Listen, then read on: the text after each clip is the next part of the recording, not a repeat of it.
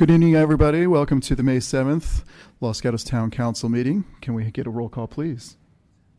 Thank you and good evening. Councilmember Sayak. Here. Councilmember Rennie. Here. Councilmember Spector. Here. Vice Mayor Jensen. Here. Mayor and Chair Leonardis. Here. I'd like to welcome up Sachin Panchaloy. I will share a few words with you about Sachin.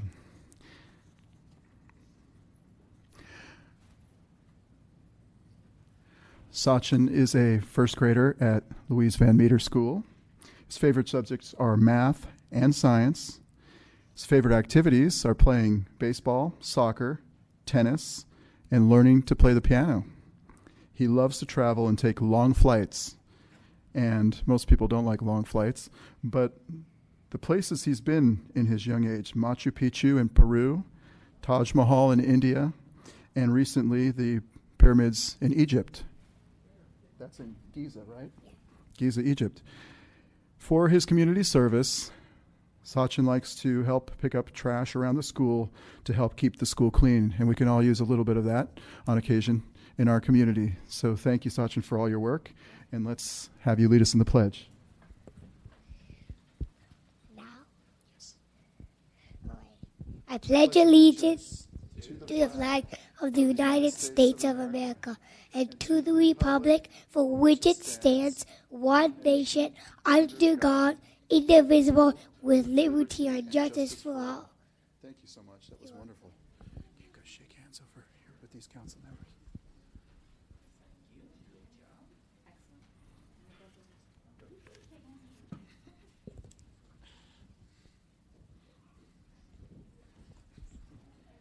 This is for you. Share with your sister. You did a great job. Thank you.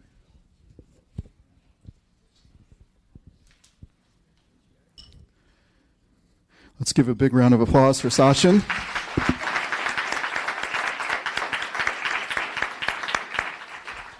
Thank you for coming in this evening. Next is our Small Business Big Applause Award. I would like to invite the Purple Onion forward. We are so pleased to have you as members of our business community. I walked in there the other day. It was very busy.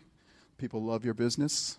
You have 2 locations in town, and it's one of those places that we're pleased to have you in our community. If you'd like to share a few words with us.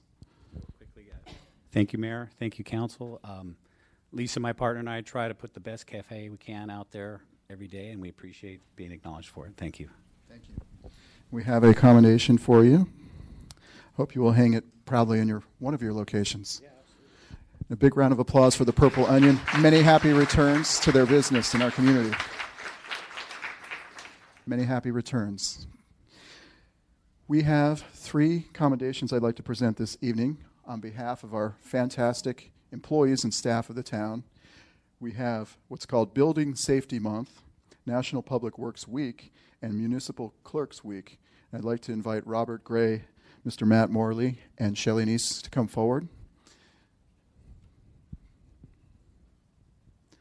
In the town of Los Gatos, we cherish our employees, we cherish their efforts that they put forth to keep this community served well with a smile and friendly service. Thank you so much. It's nice to be recognized formally. And here are your commendations. We have, for the clerks, we have Linda and Michelle as well. This is for Public Works. Building Safety. We will shake your hands, of course, and get a photo. Thank you very much. Thank you so much. Thank you. Thank you, Linda. And thank you, Michelle. All right. Put this down.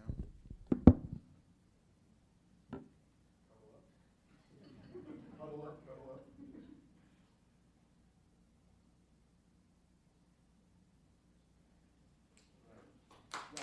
Please, thank you.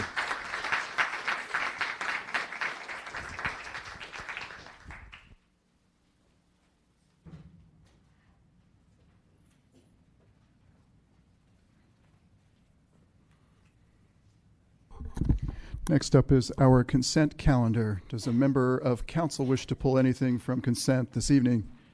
I see no hands. Is anyone in the audience wanting to pull an item from our consent calendar, which consists of items 1 through 9?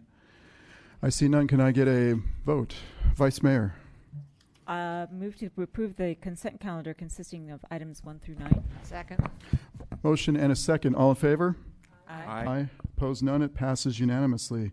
Going on to verbal communications. These are for items which are not on our regular agenda. And I have 3 cards. So if those individuals can come forward at this time, if you'd like to speak on anything, please fill out one of these cards. The first speaker is Vicky Huizenga.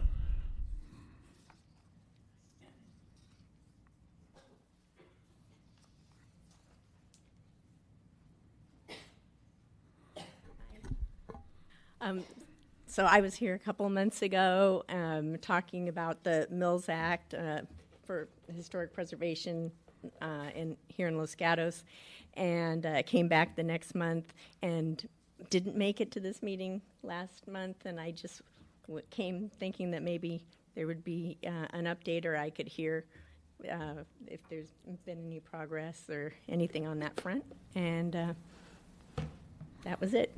Just wanted a little reminder. Okay. Okay. Thank you, Ms. Huizenga. I'm sure we will get you an update at the end of these communications. Mr. Jeff Siegel.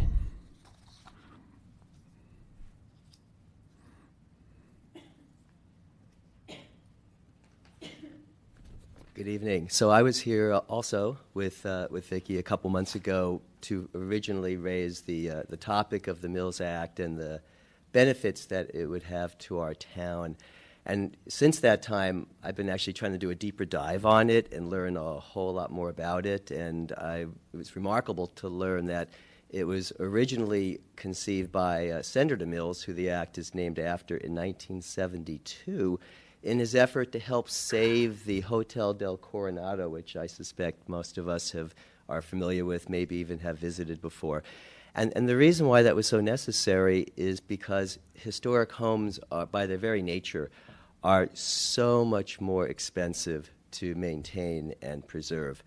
And at times it could be onerous for the owners to be able to have the funds to essentially be able to do that. Yet it's very much a part of the rich legacy and cultural heritage of our state. So in 1972, Senator Mills was able to get that law, that act passed, and at the time, Governor Reagan signed it, and it became, a formal way for the state of California to say, we, the state, have place enough value on our historic heritage that we will fund or help co-fund the efforts to preserve these important monuments. And since then, I also learned that there are nearly 100 cities and towns throughout the state of California that have adopted it. Everything from, large communities like San Francisco, LA, San Diego, Sacramento, and the like, but also a very large number of towns, of our size, quite frankly. So these towns have benefited from the ability to tap into these funds that the state has offered to make their communities better, to really make their historical structures be part of the gems of their community. And if we've all probably, walked down the streets, in Palo Alto and just seen how spectacular these residences can be when they are, in their prime condition, the beauty of what they were originally created in. So I just want to invite the town council to join Vicki and I on our journey to really help to, evangelize this act getting adopted here in our town and us being able to benefit from that, and to see our historic, district and other homes really become even more restored to their original luster and become part of, the gem of Los Gatos. Thank you. Thank you, Mr. Siegel. And I would like to have our staff address the speaker's comments. What is the status of the pursuit of their request for the Mills Act? So the Mills Act in and of itself was not a council priority back in January. It wasn't on the ordinance list, and it wasn't, even though the speakers did speak at that, it was not brought up. So staff doesn't consider it a priority. That being said, the mayor did want to schedule this for a meeting. Unfortunately, we can't schedule that until we resolve the conflict of interest issues of 4 of the council members. So I'm working through that analysis. I'm pretty much have wrapped that up, and then I've got to present that to the FPPC, which will then do a ruling on it. We will be able to hear it one way or another, probably at the end game. There'll be some of you that will have to draw straws to come back in so that we do have a majority that can hear it. I would say that it'll be sometime in the fall that council would be able to hear the item. We have a question from Councilmember Spector. Thank you, Mr. Mayor. Is the issue currently before the FPPC, and if so, what do you anticipate their time frame to be? No, it's not. It's still within mine. You have to give them the complete analysis of that, which I had to go through not only the first step, but then whether there's a public exception step, and then whether how you then reappellate to allow someone to come back in. So it's still on my table. It hasn't even been introduced to there. I've got a pretty good draft done. I should be done with that soon. I figure after we should hear sometime in the summer from the FPCC. They're 30 to 45 days out. And then so I think in the fall you'll be ready at least for the initial conversation. I don't intend to bring a ordinance for adoption, but at least you'll be able to have the first conversation. And it will only involve 3 of you at that time. There'll be 2 of you that won't be able to hear the item. All right, thank you. Maria Risto.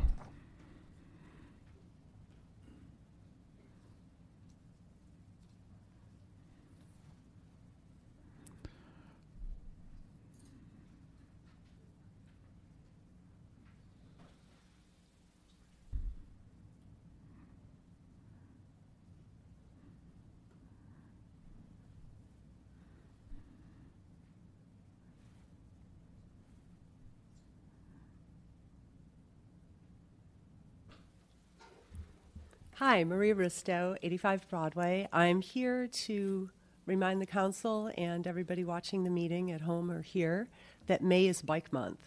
And this week we have 2 exciting events. On behalf of Safe Routes to School, Wednesday is Bike to School Day. There's activities at all the schools. A group of people will be there to welcome the high schoolers who are riding their bikes. We have Bike to Breakfast. So right next to the bike racks, we'll be handing out snacks and thank yous to everybody who's taking one car off the road. Blossom Hill will have the Honeybee Barcode and a raffle. Van Meter has a raffle, and Zippy will be making an appearance there. That's our mascot, who's shown riding a bike with a helmet there. Zippy also scooters and walks and rides the bus, and carpools.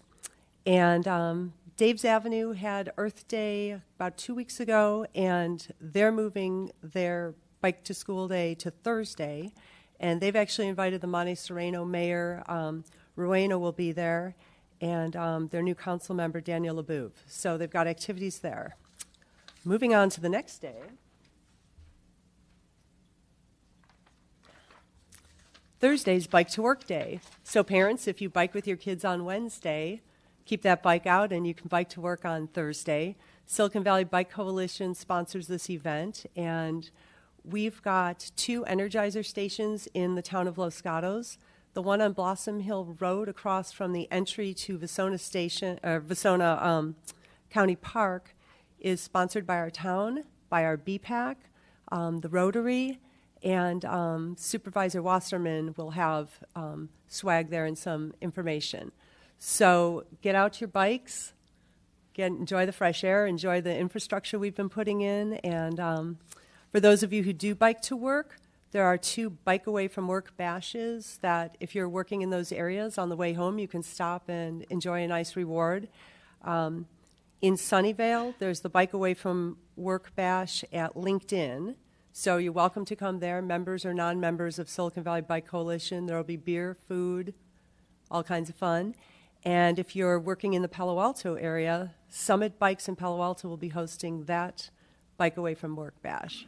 So let's try and get some more bikers from Los Gatos, and maybe we can host a bike away from work bash here.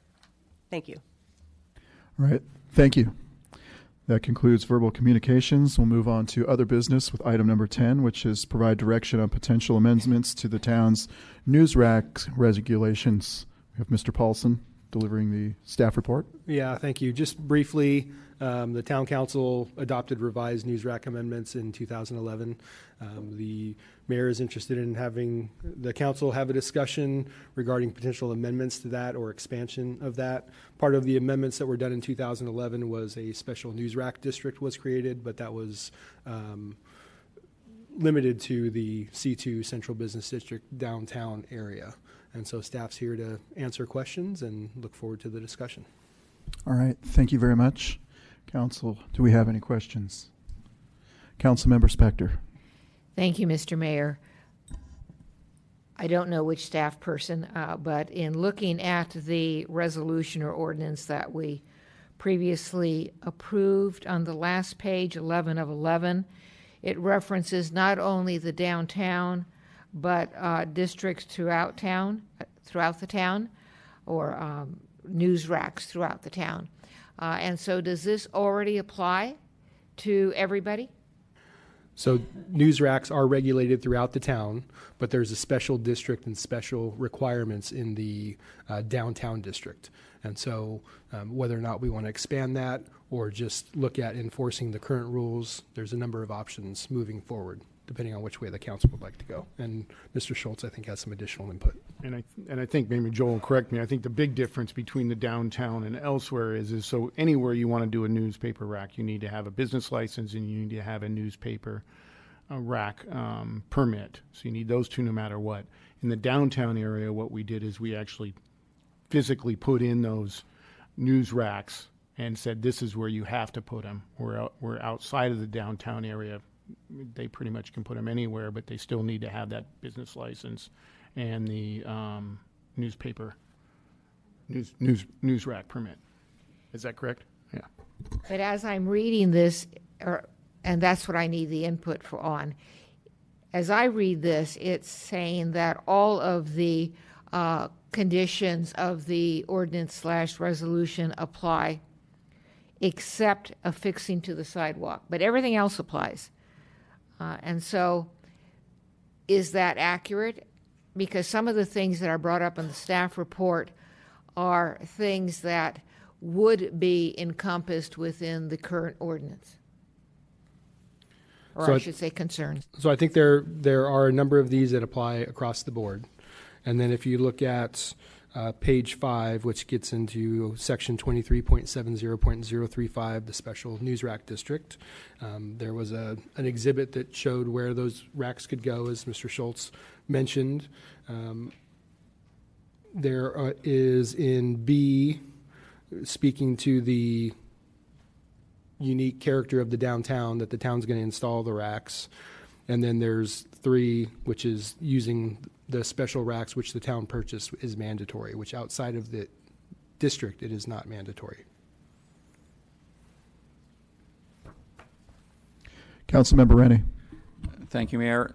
So the way I read it, if we're expanding the special district, that really the only difference is now the town is going to go install racks, well, I guess wherever we're going to make them only be where our racks are. So the first question would be what would be the cost of doing that? And I guess you don't know because you don't know how far we're expanding it? So that would be a discussion. If the council is interested in expanding that, we would come back with additional information, including costs. I will thumb through, I think I have the old report, which in 2011 gave the cost for the racks. But the other thing was, at that time, the actual providers who used those and got permits, I believe, paid for those racks, but I will double check that. Follow-up question. I'm also trying to understand, again, is there a problem we're trying to solve? Or the number of news racks expanding? Or, why is this coming up? I'm not quite understanding that. So I defer to the mayor. He asked that this be placed on the agenda.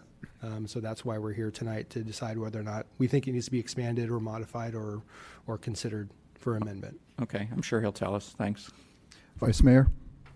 Since the agenda item is that we are providing direction, let's give my direction, which is first, I think that We should not be in the business of regulating when and where news and First Amendment free speech and press is distributed in our town. I realize that we already have an ordinance. I realize that we can do reasonable regulation, but additional regulation I am not in favor of. Secondly, sadly, the news rack is a dying breed. I bet most of you out here for high school never pick up a newspaper, you get on your phone. So having a news rack, I think, is going to be a problem that solves itself sooner rather than later. And finally, all the work we're doing on our sidewalks, outdoor seating, streetscape infrastructure to make it mandatory to install a fixture on a sidewalk that we may want to use for another purpose, I think is just a bad idea given our various policy directions to be flexible in our downtown and throughout town. Any further questions for staff? Seeing none, we will move to the public hearing. I do not have any cards on this item. Does anybody wish to speak? Seeing none, we will close the public hearing and go back to our discussion. And I will begin by saying the reason why I put this on the agenda was not to regulate free speech. It was to have consistency throughout the town with the way our sources or dispensaries of the newspapers are displayed.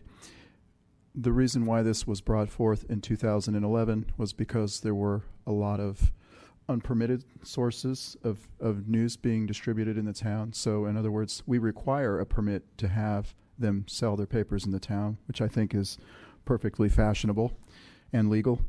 And there were machines that were popping up in a lot of places made out of plastic, made out of this, made out of that, and they were just thrown in the public right away on especially the downtown sidewalks. So it was a priority or a concern to beautify the downtown and put those fancy machines in, and there was a lot of thought put into it. And each and every publication, I believe, was contacted at the time, and they were contacted to participate in a partial payment for the news rack.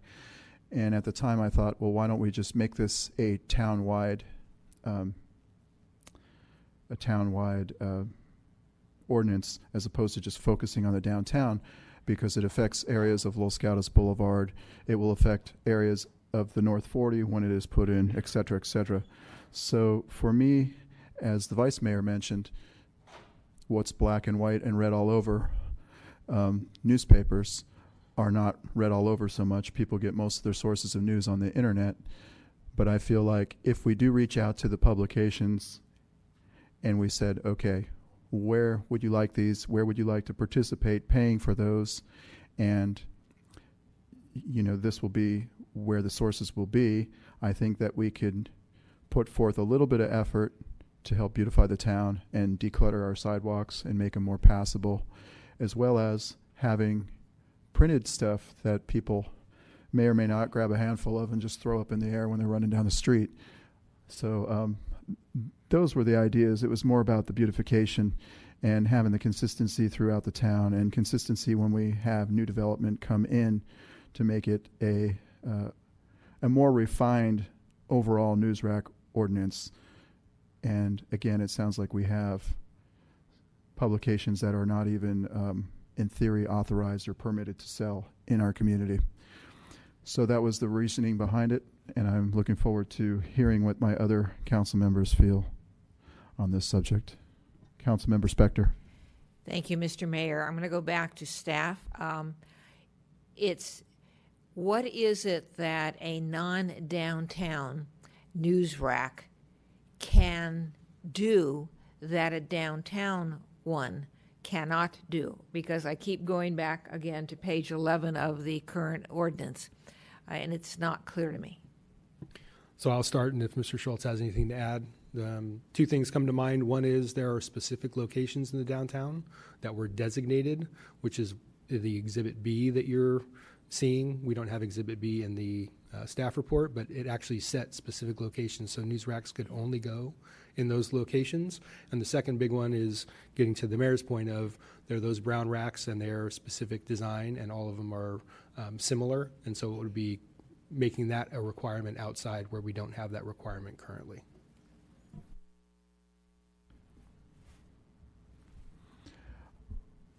So seeing no more discussion on this item, I'd look forward to a motion or direction from council. All right, Councilmember Sayoc, Well, do you want a motion or do you want further direction? whatever you feel compelled to say.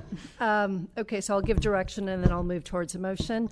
I think the direction that I would like staff to consider as we look at future downtown improvements. I know we've looked at how do we free up more space for sidewalks, and if this is going to be a potential obstacle in providing more space, that perhaps this comes back at a future time.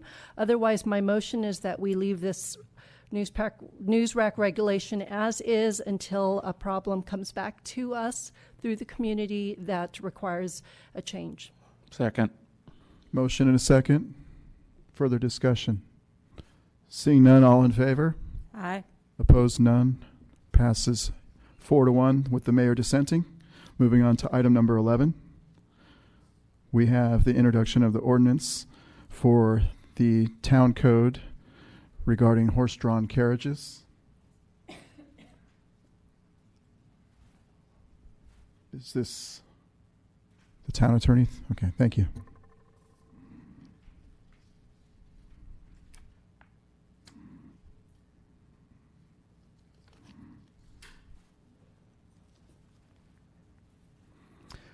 While we are waiting, if anybody wishes to speak on this item, I have no cards, so. So this item before you was one of your priorities back in January. It primarily deals with the fact that we do have a ordinance that regulates horse-drawn vehicles, horse-drawn carriages within the town. The only really organization that uses horse-drawn carriages is each time at Christmas time, the Chamber of Commerce does.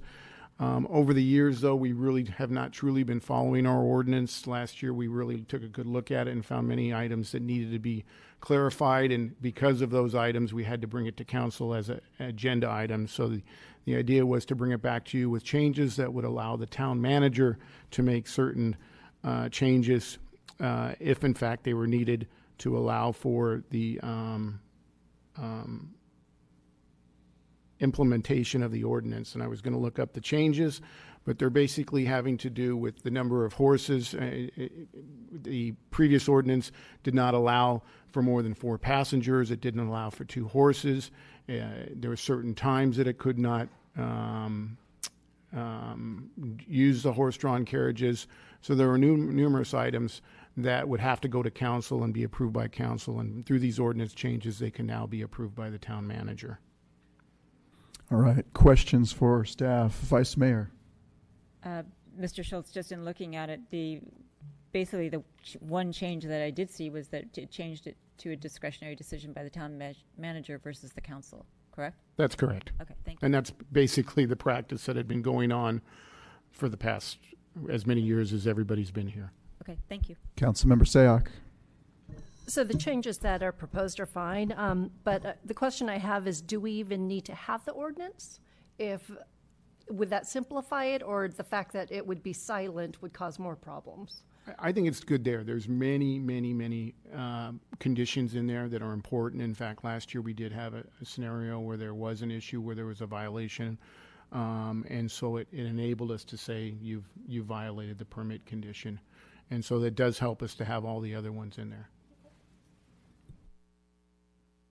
All right, we will open the public hearing. I have no cards. We will close the public hearing and go to council for a motion. Vice Mayor. I will move that we, what do we do? Approve, adopt the amended ordinance with respect to horse-drawn vehicles. And I would just point out for the record, in sort of following up on Councilwoman Sayoc's question, there are provisions in the ordinance that I think are important that have to do with the health and safety of the horse. And I think that we want to make sure that we are taking care of that. And that is actually in the ordinance.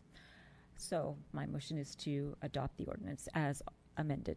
So it would be an introduction and first reading by title only. And that too. Motion and a second. All in favor? Aye. Opposed? None. Passes unanimously. Ms. Neese, can you read the title and ordinance? An ordinance of the Town Council of the Town of Los Gatos amending Chapter 28, Article 4 of the Los Gatos Town Code entitled Horse-Drawn Vehicles. Thank you. All right, moving on to item number 12. It's the Town Code Amendment considering the zoning regulations and the land use appeal process. Ms. Zarnowitz. Thank you, Mayor and Council. In 2018, the Policy Committee began discussion of amendments to the Town Code to streamline the land use appeals process, and that resulted in proposed amendments that would bifurcate the commercial and residential appeal processes, would remove the requirement to make one of 3 findings to reverse the decision of the Planning Commission, and would also provide for an appeal of a minor residential application. The Planning Commission reviewed this proposal in March of this year, and they supported bifurcating the residential and commercial land use appeal processes and providing an appeal process for the minor residential applications. And they also recommended approval of the amendments with the modification that the findings be retained and that any new information that is provided be related to the same project that the Planning Commission saw with no design changes. So that really concludes staff's report. We're here to answer any questions, and we are recommending this evening that the council introduce the ordinance amendments with any specific changes by title only. Thank you. All right, thank you. Vice Mayor. A couple questions. I'm looking at the staff report, page 2 of 4. But the general question, I guess, is I see the recommendations from the Planning Commission, and I just want to make sure that the ordinance that the council is considering is not incorporating those changes, that we have to determine whether we want to make those changes or not. Right, and thank you for that question. There are 2 draft ordinances attached. Attachment 1, Exhibit 6, would be the proposed amendments by the Policy Committee. Okay. Attachment 4 would be the specific changes as recommended by Planning Commission. So the changes recommended by Planning Commission are incorporated into the ordinance that they reviewed, but the Policy Committee amendments are also in there as Exhibit 6 of Attachment 1. Thank you. Follow-up. The paragraph, it's called interested persons on page 2, and it calls out and it's proposing different distances for notification. I think I know what distance we use now, and I think I know what distance we use that is we determine is, for example, a statutory conflict. And this looks like it's using 1,000 feet by the Political Reform Act. Is that what we have in our other ordinances, or is that a change? So the Political Reform Act changed just in the last 2 months. Okay. And now there's a different, I'm doing a memo on it for you, but it's up to 1,000 feet. Between under 500, there's a presumption. In between 500, there's another different presumption, and above, there's no presumption. So to be perfectly safe, we wanted to use 1,000, and council's going to start to use 1,000 feet also. Okay, so if we adopt whatever we adopt, if we put the 1,000 feet in, we do that in anticipation of whatever else needs to be changed, so they're all consistent? Okay, thank you. All right, seeing no further questions, we'll open up the public hearing on this item. I have no cards. Does anybody wish to speak? Now is your chance. Seeing none, we will close the public hearing and go back to council for discussion and motions. Vice Mayor. So I'm going to start discussion just because member of the Policy Committee, and I hope the other Policy Committee member at the time will chime in. What we were trying to do is follow through on the council's priority to streamline processes. And one of the ways that we thought we could do that is to make some, I think, pretty minor changes to the appeal process, trying to avoid the circular council, planning commission, council, planning commission, council, planning commission that's happened on a number of projects. And so in order to do that, we were trying to provide some more discretion for the council in order to be able to consider and make decisions. And we were also trying to streamline as much as possible what came before the council as an appeal. So that's hence the bifurcation of the commercial and the residential, and hence the recommendation for the minor residential. We have a really good example of what happens with minor residential appeals from our proposed project at 11 Peralta a couple weeks ago. And that is an occasion where one person takes a project through multiple public hearings.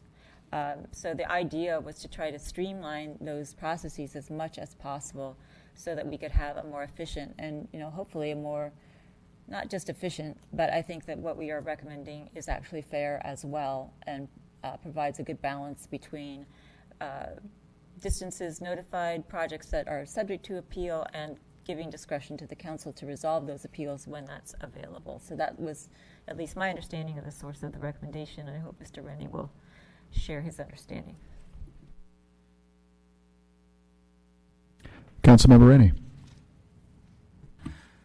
I really don't have anything else to add at this time. I think Councilmember Jensen summed it up. I'll chime in, I guess, if there's any more discussion. Thank you. Councilmember Spector. Thank you. With regard to attachment 4,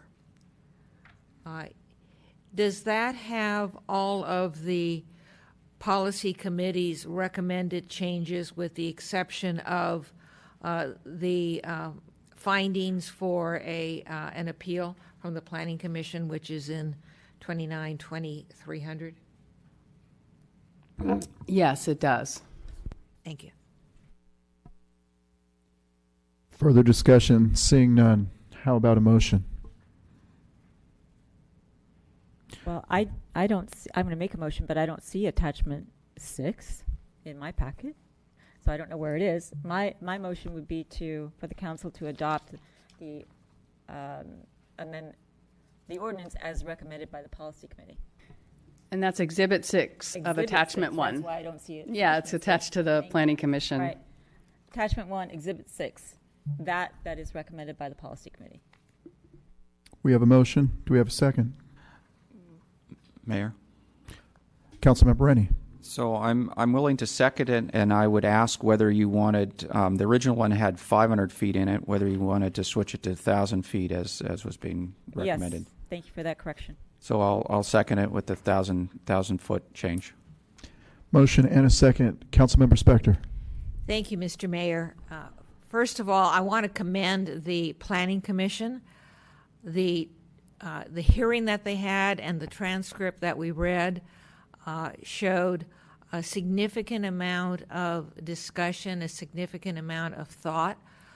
I agreed with them in the sense that I feel that the Planning Commission is our central land use deciding body. And our land use deciding mechanism are the decisions they make. I felt as though they were extremely articulate as to why they were making the recommendations that they were in Exhibit, well, it turns out to be our Exhibit 4, and why they were not supporting the policy committee recommendation. And I agree with them. I think that if the issue that we're trying to address is the circular aspect of the appeals, and I agree, I don't like circular appeals. We had them last year. We probably had them on more than one item, but we definitely had them on Alberta Way. And the reason we had them was because the applicant would make a certain presentation to the Planning Commission, and then if the Planning Commission turned that applicant down, the applicant would appeal to the council. At that point, thinking that they would have a better chance of being approved if they added a little bit something or the other. And then they were looking for the town council to approve them. Then the town council had to decide whether do we approve them even though there's additional information, or do we send them back to the Planning Commission because that's what our ordinance provides. With all that in mind, the way that you eliminate that circular decision making, and I feel as though it needs to be eliminated, is with the amendment to the ordinance that the Planning Commission sent forward to us. So again, I thought that the Planning Commission did excellent work. I could point out every single one of them for something that he or she said, but I'll take Tom O'Donnell because he's the one who very well described what was going on last year with the developer, the applicants, and coming up to the town council from the planning commission. So I won't be supporting the motion. Councilmember Sayoc. Just wanted to make sure I understand, and so a question of staff, if I may.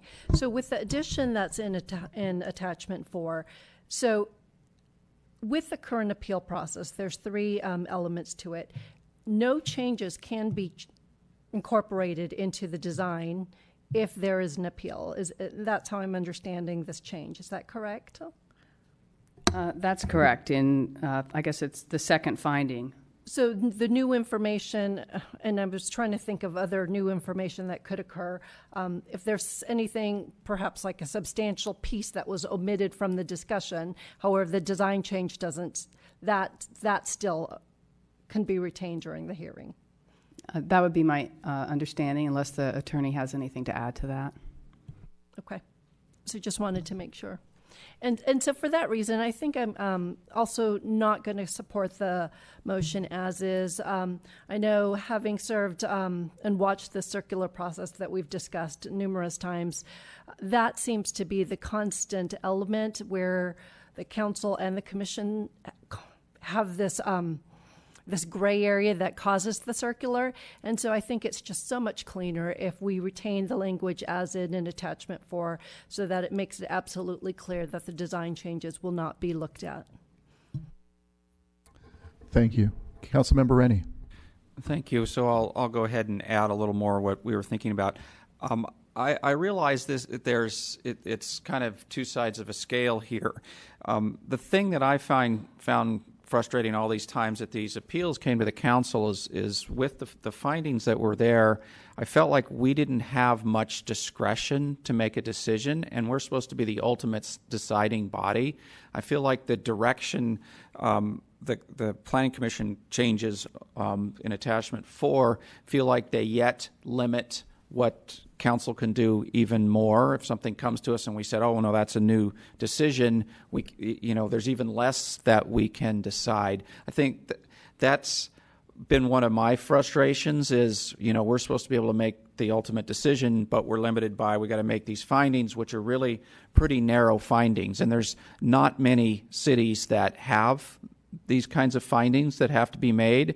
In the Planning Commission minutes, you'll see that none in Santa Clara, but I think it was Commissioner Hudes looked up, or one of the commissioners found them in several other cities around the state. So that was one of my main concerns about the process as it is. I understand, though, we don't want to take authority away from the Planning Commission. We don't want people to just skip the Planning Commission. We want the decisions to be made at the Planning Commission as much as possible. And I know that potentially taking the requirements for these findings away might make people think, oh, well, we can just skip the Planning Commission and go to the, or ignore what the Planning Commission said and go to the council. So I understand that could be happening, but in my mind, it's about letting us make a decision. I had originally thought about adding a 4th finding that gave us a little more ability to make some decisions when it comes to council. And I think the policy committee, we ultimately decided to get rid of it, the 3 findings to simplify it. The other issue I have is, if the Planning Commission denies a project and then the developer comes up with some new ideas for changes to the project that might work, we've said we want the developer to give us their best shot, but sometimes the best shot doesn't have all the best in it until they've gone through the process of the discussion at the Planning Commission.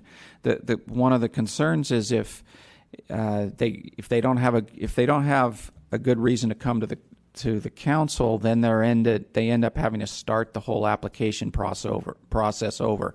So let's say Planning Commission really said, well, if it was different and the the applicant said, okay, well, yeah, I could go make some changes, but if it's denied by the Planning Commission, they have to start the whole process over versus coming to council with the new ideas. I realize that the whole process is not perfect, and I don't think we've found necessarily the right answer, but I'm not sure taking away even more opportunity for council to make decisions is the right way to go either. I'm not sure how helpful that was, but... Vice Mayor. I just want to echo what Councilman Rennie said. The difficulty I have with saying that if you appeal, you can change nothing is that you've stopped the process at the Planning Commission, basically. And the council are the elected representatives of the residents of the town. And theoretically, we are entrusted to try to do the right thing. And that may be to have the discretion to reach some kind of compromise. Now, let's say you leave it as the Planning Commission recommends. A design gets turned down. You can't change the design. You come to the council, and the only option the council has is to say yes or no on the appeal. Okay, the developer still thinks he has a decent idea, so what happens then? You've just changed the circle. You've stopped it, they go start over again. You've stopped it, they go start over again. So if the council doesn't have the opportunity to consider a new idea. Okay, we heard the Planning Commission. Those were great ideas. We listened to all of the residents. That was great. We really need to incorporate this to make our project better. Now, if we adopt what the Planning Commission has suggested, the council can't consider that, and the developer can't come back and respond to those things that they heard at the Planning Commission. So I think that we have to remember, and I'm a former Planning Commissioner, and I respect them as much as anybody up here, because I know how much work they do, and I know that it can be sometimes frustrating, but they are an advisory body appointed by the council, and it's up to the council to ultimately make the decisions. So if you don't give the council the opportunity to get the benefit of some new idea, then you've just cut it off, cost everybody a lot of money, the developer to go back, file again, the citizens who don't like it to go back, file an appeal again, to organize. So you could either have it go round and round and round and round, or you could have it go, stop, appeal, stop, go back, stop, stop. So just for a matter of streamlining how this process works, if we can somehow provide an avenue that a developer or a resident or whoever it might be can respond to what happened at the Planning Commission, and then the council can respond to what happened at the Planning Commission, I think we get a better process. So I would argue that that's why we should not adopt that basically stop that the Planning Commission has asked us to adopt. Councilmember Spector. Thank you, Mr. Mayor. We up here at the council, we on land use handle appeals. It is indeed the Planning Commission that makes the decision on these applications. We know from our knowledge, our council knowledge of what goes on in the Planning Commission, that there have been many times on a regular basis that the applicant before the Planning Commission brings up ideas, and the Planning Commission then gives the opportunity to that applicant to go back, do whatever it is the applicant wants to do, and then come back before the Planning Commission. So the opportunity to have variations, to make modifications, can indeed happen at the Planning Commission level, and in fact happens at the Planning Commission level in a very regular basis. We are not the ultimate deciding body in the applications for land use, except for the fact of appeals. That's when we become the ultimate deciding body. Vice Mayor. So the lawyers here are going to have a nice, very polite debate. Yes, you can go back to the planning. You can be at the Planning Commission and have your idea considered, and that happens plenty. And sometimes it's productive, sometimes it's not. You may have a developer who's entrenched. You may have opponents who are entrenched. And it may be that you have to now go to the council to ultimately get that decided. So I would argue that, okay, you can make changes and respond at the Planning Commission. And let's say you have 4 Planning Commission meetings and you make changes, and now let's hypothetically say that the Planning Commission turns you down. So now you've come back with your 4 changes. You can't go back to a previous iteration. Now you're stuck with what your last one was that got turned down. You can't change the design. And now you've just extended a process that could, in theory, result in stopping and starting again with something different. So I do think, and I would beg to differ, that the Planning Commission is certainly the ultimate decision maker on certain land use issues, but on others, they provide a recommendation. CUPs, plan developments, whatever it may be. So it's not always the case that it only comes to the council as an appeal. And I'm not here to strip anyone of their power. What I'm trying to do is say, well, how can we make this work best for everybody who's involved in the process? And to me, if you erect some kind of barrier to that occurring, then I don't think it serves anyone very well. I will weigh in. I thought about this a long time ago. As were mentioned, we do get these projects that seem to volley back and forth between Planning Commission and Council, and then the appeal, et cetera, et cetera. And I thought that if somebody files an appeal and then in between they come and they add a bunch of new information or change a few things, and then they say to the council, well, the Planning Commission said no, but I'm providing you new information, and one of the categories, one of the 3 bullets is if someone brings new information that the Planning Commission didn't see, then the council can overrule the Planning Commission. I thought maybe one way to address this, and then the council would hear it and say, okay, well, we'll make a decision. And sometimes it goes back and forth. Perhaps a good way to address this would be if somebody were to file an appeal, their appeal would not go to council. It would go back to the Planning Commission. So they would appeal the Planning Commission's decline or denial. And then if they wanted to add new information, the Planning Commission would hear it one more time. And then after that time, if the Planning Commission still declined, then they could appeal it for council for one shot, and that's where the ball, that's where the ball stops. That's where the whole thing would stop, as opposed to it going back and forth and back and forth. I think it's more a matter, the great points brought up here, but I think it's more of a matter of the process itself. Not that there's anything wrong with what we're doing. It seems like it's worked for a number of years. There can be made improvements that were mentioned. That's also good. But I always thought of it as, in terms of if you're going to appeal a denial, you should appeal to the body that made the denial and go back to them and try to satisfy them before going to an entirely different body, which is the council, and then throwing a bunch of new information and trying to push it through. And sometimes that has worked in the past, sometimes it hasn't.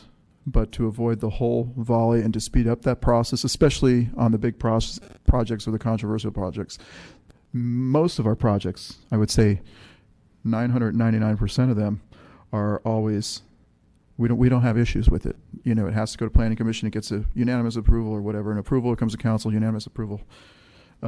It's just the ones that are appealed that are the political footballs that go back and forth. And I think a way to avoid that and to streamline the process is to make the appeal go back to the Planning Commission. If there's new information based on the Planning Commission's recommendations, then they can hear it again. And then if the applicant was still not satisfied, or if it was appealed after that to the council, then the council would have the final decision at that point. Vice Mayor. So, Mr. Mayor, with respect, I'm going to argue, politely debate why I think that model doesn't work. Use a sports model. If I get suspended by the commissioner of the NFL, my appeal is to the commissioner of the NFL. The likelihood of him saying, oh, I was wrong and I'm going to change my mind is slim and none, although sometimes it happens. So sending an appeal back to the same body that made the decision normally doesn't happen, in a legal process. What you're describing is a continuance. Planning Commission says, I don't like it. I'm going to turn it down. I want you to see you do blah, blah, blah, blah. I think the planning commissioners here who have done this, one of the factors that the staff points out or the planning commissioners think about is if I tell you to lower the roof by 2 feet and you come back and you don't lower the roof. And I say, why didn't you lower the roof? And you get points off for that. So really, it's not an appeal. They're not hearing it all over again. You're saying, okay, I want to continue it, and you guys do what I'm going to tell you to do. Now, they may have legitimate reasons to do it, not to do it, but the nature of the appeal is that it goes to a different body to look at the same evidence and decide whether or not they want to make the same decision. So I would say, if you're talking about making them go to the Planning Commission again, you've kind of delayed their right to appeal. Because really what you're asking them to do is change something in response to what the Planning Commission has done. Thank you, Vice Mayor. And I have thought of that, and I do respect what you said. And of course, the continuance or the continuation of a Planning Commission hearing is always an option for them. I just thought that in the event, it always seems to me our choices are, did the Planning Commission err or abuse? And I'm going on 9 full years up here, but in all my time up here, we never seem to find the Planning Commission as erring or abusing their authority. The point is the new information. When the applicant comes back and they got their Planning Commission denial, they accuse the Planning Commission of error and abuse, and they come to us and they say, well, I've reduced the size of the building, I've lowered the roof and did all this stuff. To avoid that scenario, that could potentially be handled at the Planning Commission level before it comes to the council level, because they're trying to game the council as being, presenting the new information because we have just those 3 bullets. That's the part that I think, make them go back to the Planning Commission if they're going to do that and hear it one more time. And if they're still not satisfied, then come to the council. So that was my thinking. I'm looking forward to more discussion on this and or a vote. Does anybody else wish to speak? Mr. Rennie. Thank you. So I think you're going to end up with more ping pong if you remove the ability to bring new information to the council. And maybe this is a debate over whether you think council is supposed, the elected officials are the ones that make the decision over people's property, their dreams and so forth, or the appointees of the council make that decision. But the issue, I think, if you remove the idea that we can't look at new information, council, what I've observed of this group is we always look at all the issues, we look at the neighbors' concerns, we look at the applicants, what they want, and we always think, okay, how do we come up with a better compromise than what came to us?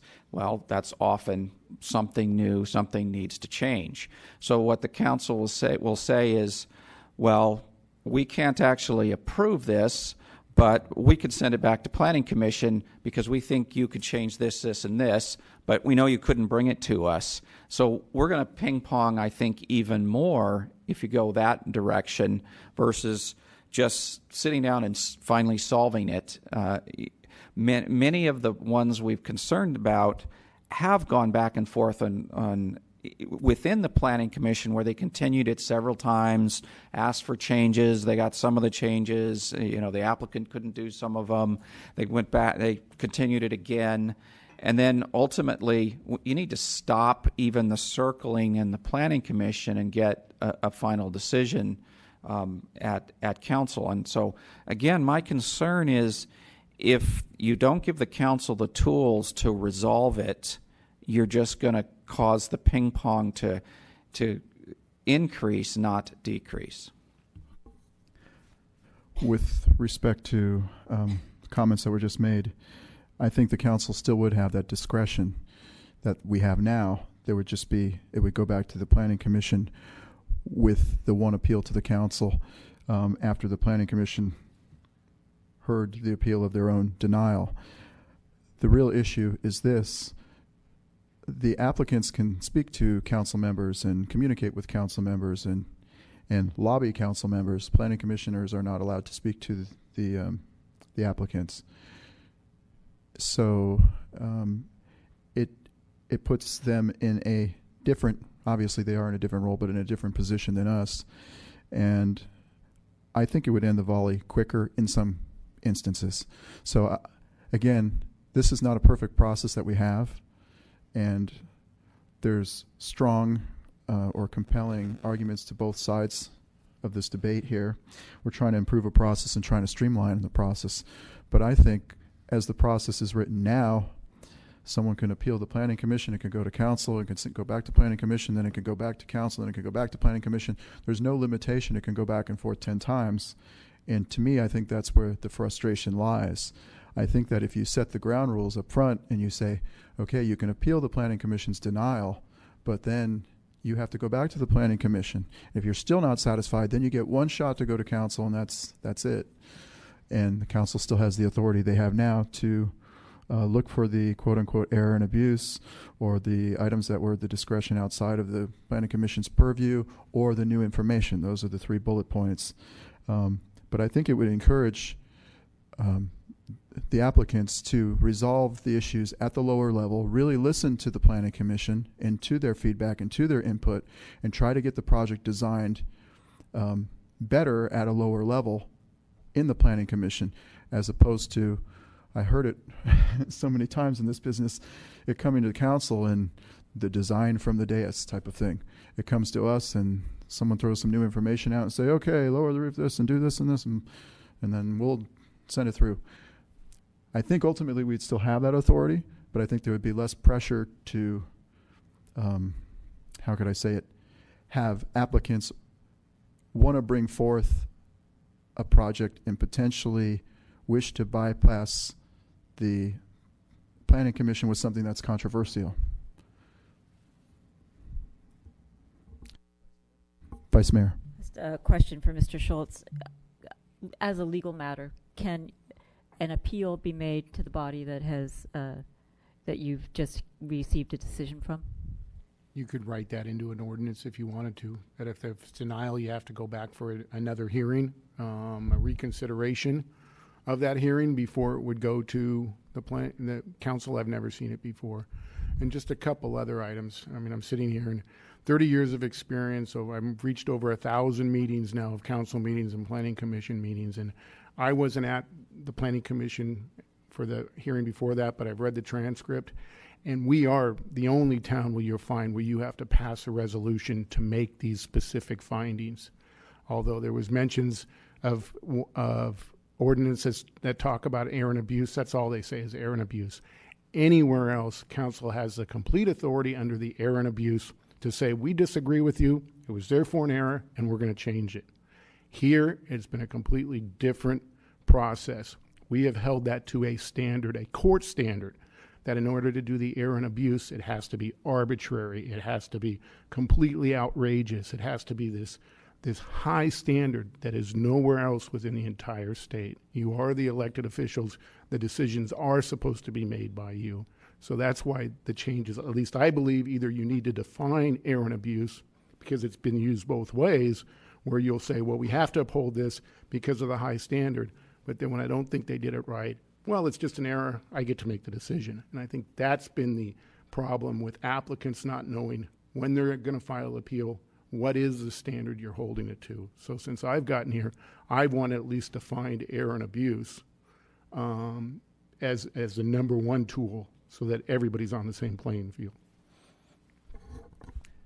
So in response to that, again, been up here for a while, and we've never found the Planning Commission guilty of error and abuse. No, even we have. I don't recall, but that seems to always be what the appeal is filed as.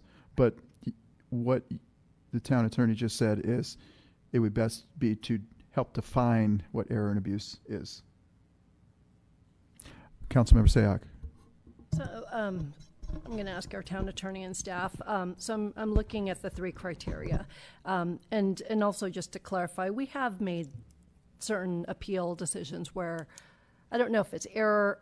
Well, I doubt it's abuse, but we have said in error, and specific examples that come to mind, there have been disagreements over the 225 design guidelines, whether or not a modern home could be included, whether or not county land should be counted. So I'm looking at the different criteria, 1 and 3. I mean, those are clearly policy decisions that we disagreed with the Planning Commission. If what is approved, if what is in front of us is approved, I mean, do we still have that discretion under criteria 3 to just say we disagree with the interpretation of the design? Is that correct, or? But that has not been the unspoken rule or even the debate by council, is that no, it has to be an error and abuse means that high standards of an appellate court, which means it has to be completely absurd, completely arbitrary, and a plain error, as opposed to, I just disagree. And that's where the 225, we've done it on that one. We've done it on the Bella Vista. I can name, other ones for you that we've done it where we've just said, okay, we disagree. But most of the time, council has been consistent and wrestled with this idea every single appeal as to whether it should be a plain error, abusive error, or just a disagreement. Okay, so again, given what we have in front of us, the disagreement in policy interpretation, could that fall within the criteria that is in the draft? Or does that now have to be redefined so that error, abuse, or disagreement? The policy committee found that it was better to just take it out, and therefore they could overrule the planning commission for whatever reason that they found. With this language now, I believe, as Councilmember Rennie has stated, it ties your hands even further to where staff would have to inform a applicant that wanted to make any changes. You just can't. It's not even possible for the council to determine whether there's new information with a design change. So it is tying your hands further. But certainly still, if this language stays as it is with the Planning Commission's changes, you still have the ability for any one of the council members to say, I find an error. I don't believe your definition of error is this plain error, or this abusive discretion is this higher standard, because it doesn't say that anywhere, and therefore I don't have to follow your definition of error and abuse. My error is different. And same with a policy under number 3. Okay. Vice Mayor? Just to make sure, but with the Planning Commission draft, if we found error or abuse, our only option is to grant the appeal, but we cannot consider any changes to the denial that came before. So even though the council may have ideas about what could improve the project, or the developer may have ideas about what could improve the project, we are not able to do that under the draft we've gotten from the Planning Commission, correct? Unless you made another finding that they were not readily and reasonably available for submission to the commission. So there's another very vague way to go either way on that. I'm sorry. Just looking at the seconder of my motion, I'm now sitting here considering, well, I'll just leave it aside. We'll see what happens. Never mind. Councilmember Sayoc? I just want to make sure I understand, to follow up on the Vice Mayor's. So, and again, I understand these are hypotheticals, but let's say we have an appeal, we disagree with the Planning Commission decision for whatever reason. Let's say it's a 225. And there are changes that we are going to ask of the applicant. They didn't change their design changes, but we're going to ask them of it. That's not allowed? That would be subject to interpretation. A council member could say, well, you're making changes to your project right here. Now it has to go back to council. Now it has to go back to Planning Commission. But why? Because if you look at C, you've now struck out that it has to go to Planning Commission. So that reduces But there's new information that's going to be provided that you're now going to incorporate into their design, as opposed to 3, which is an issue of policy over the commission did not have discretion. So the new information that you developed on the dais to change the project to make it okay with the council and with the applicant, the interpretation could be, well, since we've now have new information, we have to go back to Planning Commission. And I think that's what Councilmember Rennie said. It could tie your hands even further. But if you strike out C, so if you keep reading further, you're no longer required to send things back to the Planning Commission if there's new information.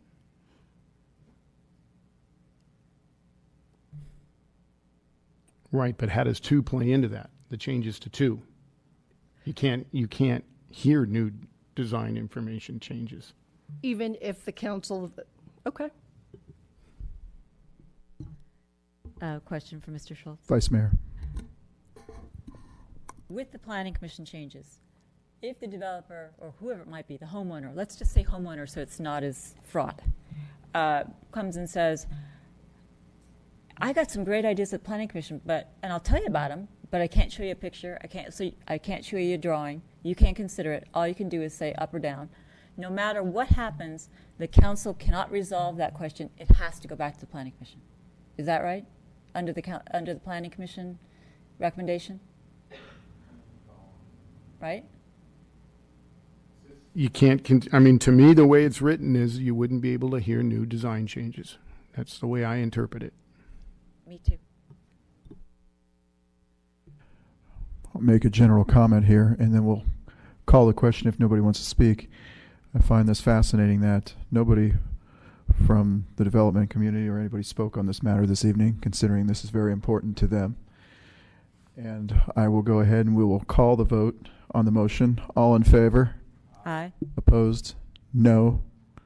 So can we have the noes raise their hand? So the motion fails 3-2. Vice Mayor. I have a new motion. My motion is that we send this back to the policy committee yet again, because there's been enough questions raised about how this will work that clearly it's not in a position to be voted on. If I may make a suggestion, because there are many good points, this was the only 292030 is that you accept all the other changes except that section's changes, and we can go on to second reading and then send that specific decision making back to policy committee for more work, if that's acceptable, of a suggestion instead of sending everything back to planning Sure, policy. I understand what that section that you want me to exempt is. Section 2920-300, which is the decision section that we've been talking about. I don't think there was any other comments about all the other changes that would streamline other appeals and other decisions that Planning Commission had agreed on, and I think Council is in agreement on, so we could send that on to second reading and then leave that section as is. Okay, so moved. All right, so we have a motion on the table. Do we have a second? I'll second. Motion and a second. Discussion. Councilmember Rennie.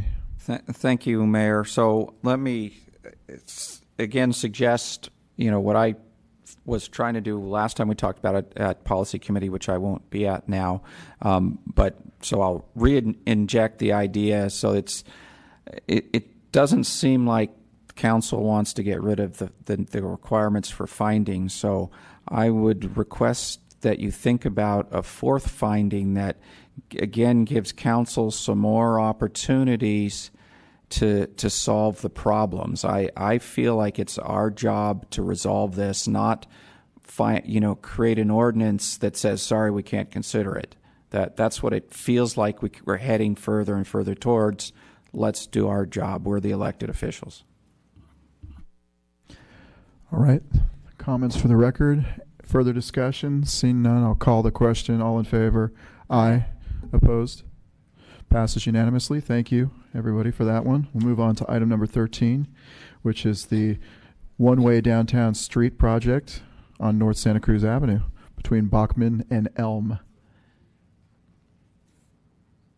And the clerk needs to read the title. Thank you. If you may. An ordinance of the Town Council of the Town of Los Gatos amending Chapter 29 zoning regulations of the Town Code regarding the land use appeal process. Thank you. All right, now we will move on to item number 13, which is the one-way downtown street project.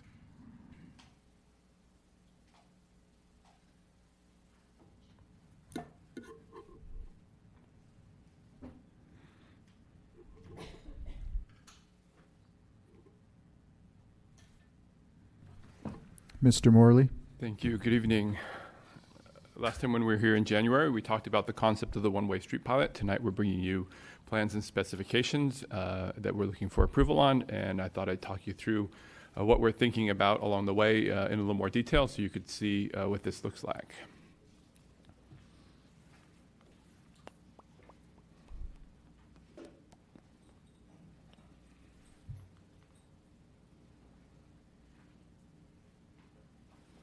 Momentarily.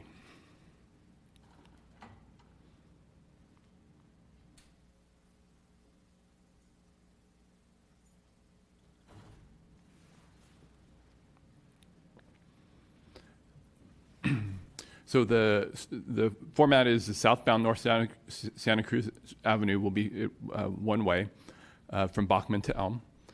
There'll be angled parking on the east side with parallel parking on the west side for a net gain through the project of 3 parking spaces, which is a nice little outcome. And that includes accounting for the parklets, and we'll have 7 casual gathering places of parklets that we'll install with street furniture and wrapped K-rail for protection. So really informal and sort of fun and lively in colors, and open for and available for folks to use. So with that in mind, we'll move through sort of street section by section of the plans that we provided for you with the memo. On this one, just to get your bearing, Highway 9 is on sort of my right side of the screen, and Bachman is on the top. These zoom in so that they're a little bit easier to read. So this is that same sheet. You can see that we'll have a bike lane as you're headed past Bachman that parallels the lane of travel headed south. In this picture, you can see the angled parking nicely. The purple boxes are the parklets, so there'll be a parklet at that location with parallel parking on that side adjacent to the parklets. We'll continue to move south, and so this again is a bigger section on the next sheet, and we cover 3 additional streets in this one. So starting from the northernmost part of this sheet, you can see a couple of additions here. So we'll be doing in the green circles some right and left turn arrows to help with traffic, and that will be balanced with some street signage that will also help traffic to know which way to turn when they approach Santa Cruz. Again, the bike lane continues. You see another parklet there, and the angled parking. As we move down towards Grays Lane, when we do a parklet on the angled parking side, the parklets become a little bit more deep, so there's a little bit extra space there. So that'll be a nice experience to see what those look like. And again, we continue with the pavement markings to help with the directions.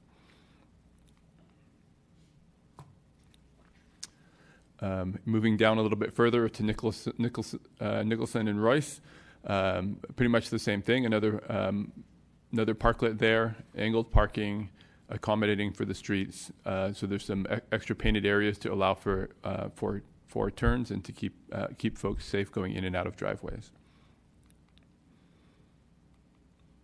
And then the final section.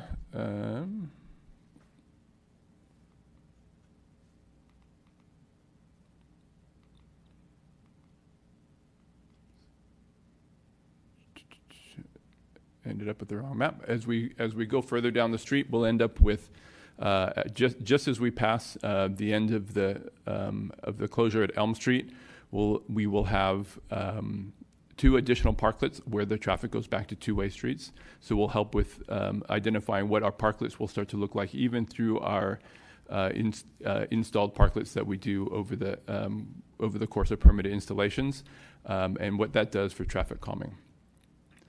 A couple of points for your consideration. And as you know, we're stopping at Elm. That's intended to help the traffic at Main Street to flow into the downtown, and also to avoid creating significant congestion at University and Main Street, which we're a little bit worried about the capacity of that intersection. So this should help the balance of that.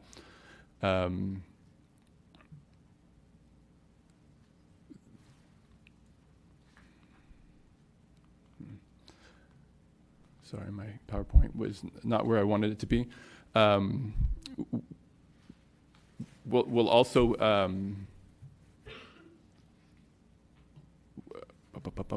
a timing perspective, we're anticipating starting in July. So we look at a July 9th start for the installation. That will give us, we're hoping to do this fairly quickly, so it'll be a quick turnover in the installation. The installation looks like us coming in one night and grinding off markings one night and starting the striping. We'll have temporary markings in for the next business day, and then the next night we'll come back in and finish striping, with the third day being any touch-ups that we need to do, some of the directional arrows, and then the K-rail and the parklets going in on that third day. So it'll be 3 nights of work, hopefully not disturbing the businesses too much during the day. We still do need to bid this, so there'll be some work with the contractor along the way to finalize all of that schedule. We are looking for we do have a couple recommendations for your consideration tonight. One is to approve the plans and specifications so that we can go out to bid, authorize the town manager at the same time to award the bid within the budget amount with a 15% contingency should we see any unexpected changes that we need to make, and then a budget adjustment for about $108,000 to accommodate what we estimate to be higher costs associated with the project. We do anticipate doing a significant amount of community outreach during the course of the leading up to the pilot so that folks are well aware of that. That actually started last week with a meeting with the business community to introduce it to them. And that will ramp up should you approve us moving forward this evening. And with that, that concludes my report. Thank you, Mr. Morley. Councilmember Sayoc. Mr. Morley, thank you. Could you just walk us through some more of the community outreach that you and your staff are hoping to do as July approaches, and specifically how you get the information out to those that are not in the immediate downtown area? So for the Los Gatos focused outreach, we'll do our typical next door posts. We have a website that we've set up that that will handle the parking, the one-way pilot specifically, and the downtown in general with an experienced Los Gatos. So we've done a lot of effort toward branding the downtown experience this summer. And so that'll be a sort of a one-stop web link on our website that will talk about what's going on in the downtown or in Los Gatos this summer. So that'll be a nice resource for folks. We'll do press releases. We'll reach out to the navigation apps and let them know what we're doing, so it will be included in those maps.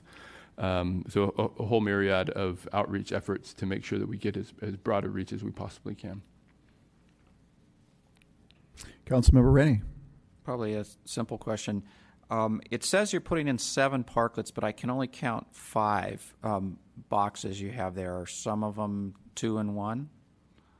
So there are 7. I can go over the locations.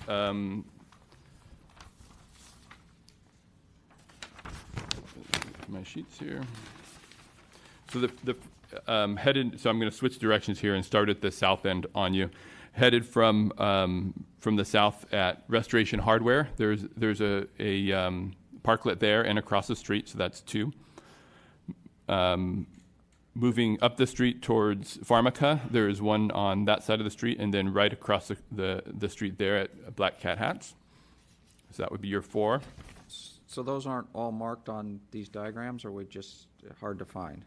So the first page, you said starting at the south. I only see one on the west side of the street, and you said there's another one across the street. Yeah, so it looks like on the diagram that you have the 2 that are across, the one at Restoration Hardware and the one immediately across the street, sort of at Redemption or where OPA was, are not showing on your diagram, but there are 2 parklets there. Okay, that probably solves the problem then. So that brings your 5 to 7. Thanks. All right. Opening up the public hearing, Matthew Hudeas.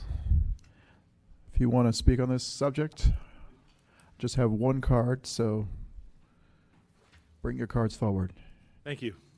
I was obviously here for another reason, but I had some suggestions to offer on this one-way pilot, and wanted to suggest that the ultimate community outreach on this is going to be when people can't make a right turn or have to go around the block, and that's when they're going to realize what's going on. And so I suspect there will be a fair amount of controversy about the pilot.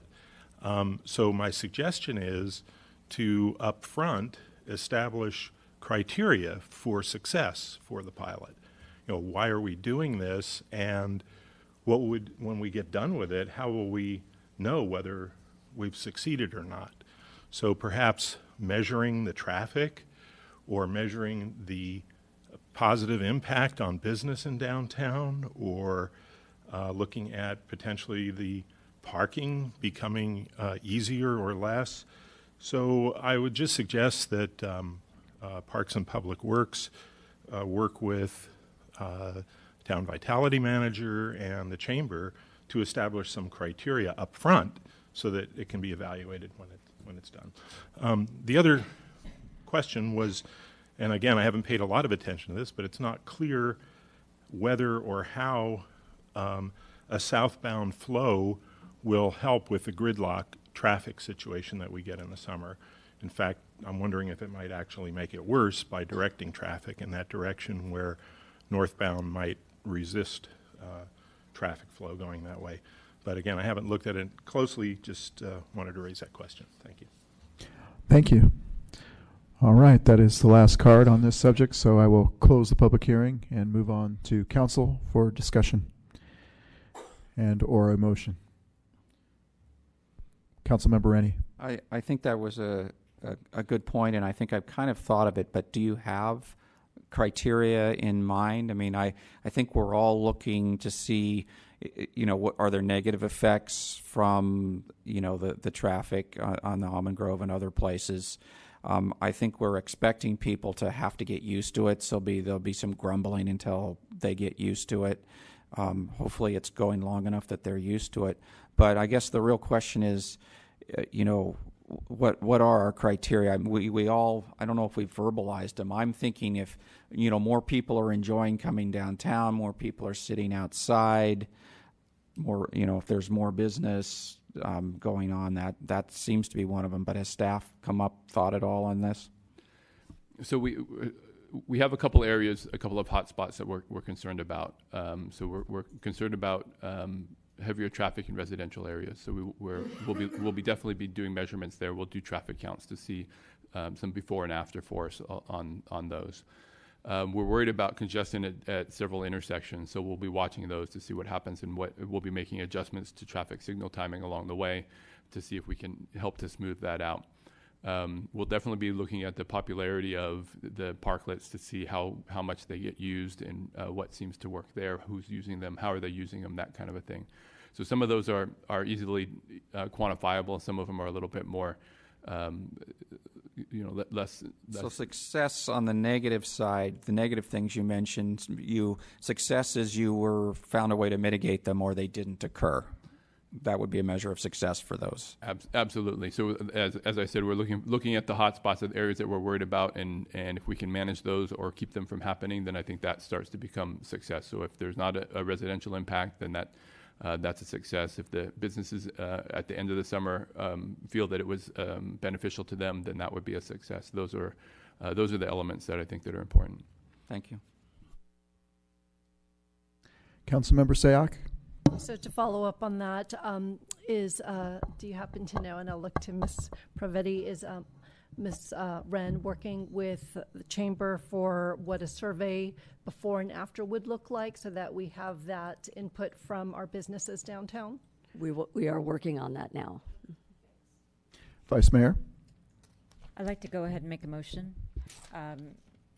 Bearing in mind that this is a pilot, so the purpose of the pilot is to figure out what works, what doesn't work, and the metrics that have been mentioned tonight are all good ones, and I'm sure that the town staff is going to bear in mind all the discussions that the council has and work with the chamber, businesses, and residents to see how this works.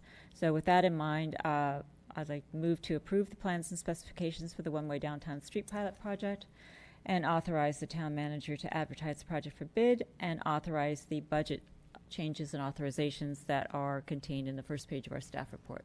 Second. Motion and a second. Discussion. Seeing none, I'll call the question. All in favor? Aye. Opposed? None. It passes unanimously. So move on to council matters. Councilmember Sayoc. The only thing I want to share with council, with other council, is that we are heavy in legislative season. So if there are any legislative issues that and bills specifically on the housing that are of interest, I know Ms. Pravetti has been getting updates on those, and she'll be able to forward any additional questions to either the League of Cities or to Cities Association. Thank you. Councilmember Spector. Thank you, Mr. Mayor. The General Plan Advisory Committee met and drafted a vision statement. The West Valley Water Authority Board met, and I wouldn't say there's anything significant to report out, although we did have a consent item on agenda item 8, which would be the most significant thing. The Solid Waste Management Board actually did have an interesting issue. There was a recommendation by staff to increase one of the reserve accounts, which would have resulted in a slight increase to the rates for our residents. That was unanimously voted down. However, we must all keep in mind that with the changes now in the recycling, as we have been reading about it in China and other locations, should that all go forward as it is now, we could anticipate that the cost for our solid waste will increase this coming year and will therefore increase the cost to our residents. Thank you. Since our last regularly scheduled meeting, I attended the West Valley Mayors and Managers meeting, and we had representatives from the VTA speak, including Councilmember Rennie, and I'm sure he can tell us what we talked about when he provides his comments. Also, we went to Burlingame, the town manager, the Economic Development Department director at the Chamber of Commerce, and myself for a field trip when we met with their Public Works director, and we covered some of the things that they've done in the recent past in their city to beautify their downtown, as well as many other points regarding how they handle their planning processes and many, many questions. And perhaps the town manager can provide more input on that. She sent us all an email.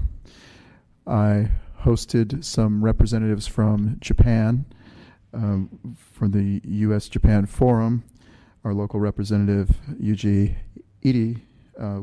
We welcomed a dentist and his wife who had interests in local Los Gatos dentistry history. We have a famous Japanese dentist who was actually the first Japanese dentist in the United States, lived in Los Gatos and provided many breakthroughs in dentistry in the 1864 through 1868 period, went on to become a dentist for 3 emperors in Japan. So we have some interesting history, and they exchanged some letters that he had drafted from when he lived in Los Gatos and sent them over to Hitayoshi, Japan. So it was very awesome. And there's one more thing, and I can't remember what it is. Vice Mayor. I also attended the General Plan Advisory Committee along with Councilwoman Spector. And thank you, Ms. Pravetti, for the report that we got on the field trip to Burlingame, where I noted that the Business Improvement District was quite necessary to accomplishing what they did. Councilmember Rennie. Thank you. I attended the Best in the West SWAT competition at the Sheriff's Range. I got an invitation to that. The mayor may have gone. I think he was planning to. Was very interesting to watch the different activities. There obviously shooting and kind of simulating a breaking into a saloon and shoot and not shoot targets. And then they had stamina competition. It was all very interesting. Last night I attended we call the HACADAC. It's the Housing and Community Development Advisory Committee to the supervisors, and Los Gatos had applied for a grant to work on our senior rec center. Basically, these are federal dollars that come through the Community Block Grant Program, and the recommendation from staff was upheld by the committee, and the recommendation was to not give Los Gatos our grant money.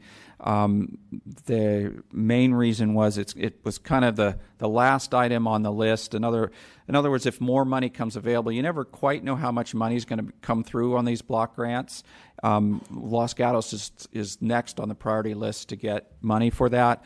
But I certainly asked the questions why it was not being recommended, and the key thing is the county needs to have the money spent by April of the year it's planned for, and we had our construction our design not done till August, so they wanted to see design done by July, so then they made sure it was spent by April, and we may not be aware of these needs. So if we keep this in mind for future applications, that, keep in mind that they need the money spent by April. So our plans should show us making that, and we would have had a better chance of getting money for that. I think the extra money ended up getting allocated into building, what's it called? Building next door. No, I'm forgetting now. The organization, it wasn't top of my brain. The organization that goes out and helps people fix up their houses. So there was some extra money put into that instead. No, it's not Habitat. It's I've too many of these running through my brain all of a sudden. So I also, the VTA board met, and the key thing was we passed the next network transit plan, which was also one of the key things that we talked about at the West Valley Mayor's meeting. I brought the main planner along to the West Valley Mayor's meeting to help all of the West Valley mayors understand what are the changes in our area. And we actually, I think, doing quite well. There are changes, but in a lot of ways, service is improving. There's some routes may have got less frequent, but others got more frequent. So it was ways to change the network, and I don't think it negatively impacted us. The board did. And we went, the board process was we started off with a proposed, and we went through a lot of discussion with the community and the subcommittees of the board, and they came up with a final draft. And the staff did a really good job of solving most of the major concerns. VA hospital wasn't having a route, so they managed to find ways to change routes without costing more money. Basically, they had a box that the board had said, we can't spend more than this much money. And in fact, we had gone through a process where they had created a new network to match up with the new BART stations, and then we found we had a $20 million budget shortfall, and we had to reduce hours from that. So this was the next time through of, okay, how do we reduce some service hours to save money? The two places that the board felt didn't get solved, and maybe they could do a little more, was there's a bus route 17, and then near us there's a bus route 54 that runs down Lee Avenue that were being canceled. So we asked staff to look into first mile, last mile kinds of solutions, particularly those on Lee. There's some community in that area that are not as mobile, seniors or disabled and so forth. So we asked them we passed the plan, but asked them to look for first mile, last mile. So maybe a 40-foot bus isn't the solution for that street, but other solutions that maybe can get those people connected into the system. I also had my quarterly one-on-one with the VTA general manager on 4:30. Ribbon cuttings. I did a ribbon cutting at Interactive Medicine on Los Gatos Almaden, across from the California Cafe there, just about. Also with the mayor, did ribbon cutting with the wine cellar.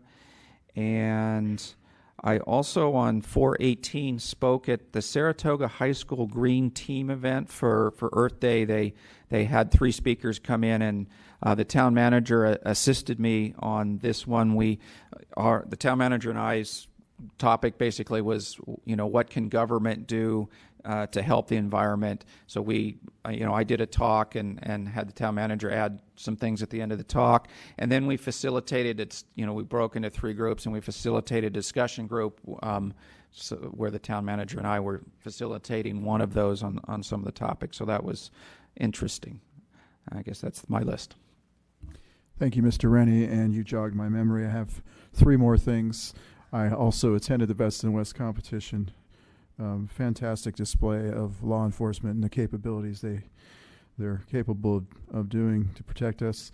Met with State Senator Jim Bell regarding a grant for the Highway 17 Improvement Project, as well as meeting with the school principal and superintendent, and we discussed some potential improvements to the safety in the community, the school community. Town manager? Thank you. Just picking up on what the mayor was saying about the Japanese delegation, there were some wonderful historical artifacts, including letters written in Japanese from the dentist, and so those items are now being archived at our town library in the history collection, and they're absolutely fascinating, including a book that has old historic photographs of the town. So it's really a treasure. It is in Japanese, but I think it just adds to the richness of the culture of our community. And then finally, we are continuing our recruitment for our adult commissions. Applications are due on June 7th. Thank you. Thank you. Our meeting is adjourned. Thank you all for coming.